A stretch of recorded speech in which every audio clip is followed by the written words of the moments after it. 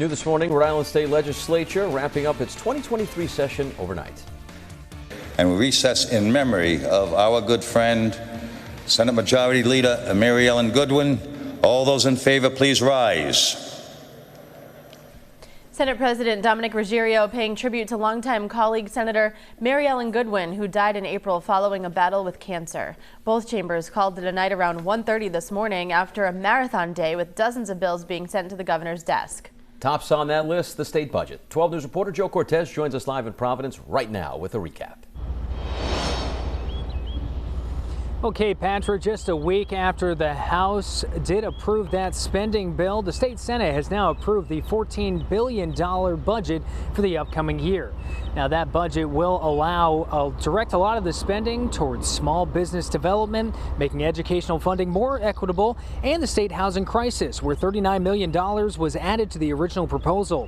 Now, the House plan includes a low-income housing tax credit program.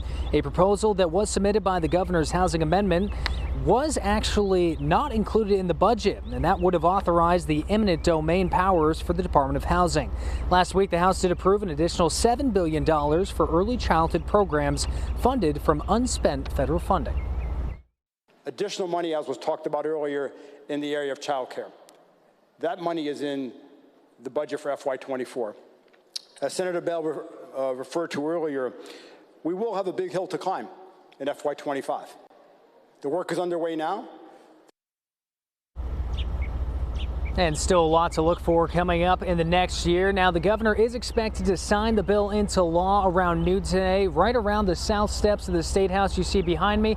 And stick around later on. We will discuss some of the housing crisis bills that House Speaker Joseph Shekarchi was trying to push through. We'll discuss more of those coming up in the next half hour. For now, reporting live in Providence, I'm Joe Cortez for 12 News this morning.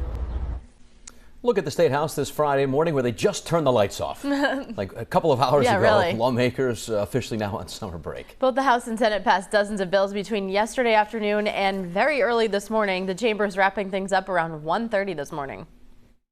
Based upon the great staff that we have, I believe we concluded our business for this year. And I want to say, as I said before, it's been an honor and a privilege.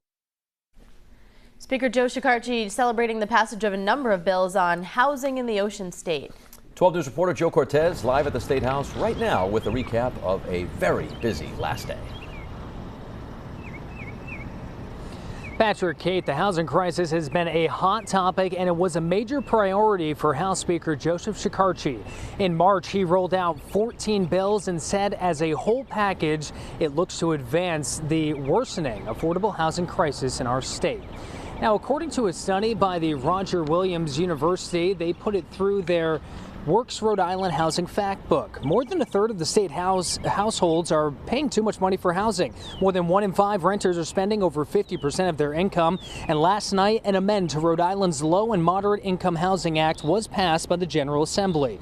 The legislation is part of Speaker Shekarchi's 14-bill package. In an interview earlier this year, Shekarchi said the initiatives aim to streamline and simplify the process for developers to create more housing units at the local level. Now, the list of legislative proposals include several changes to how the development approval process currently works.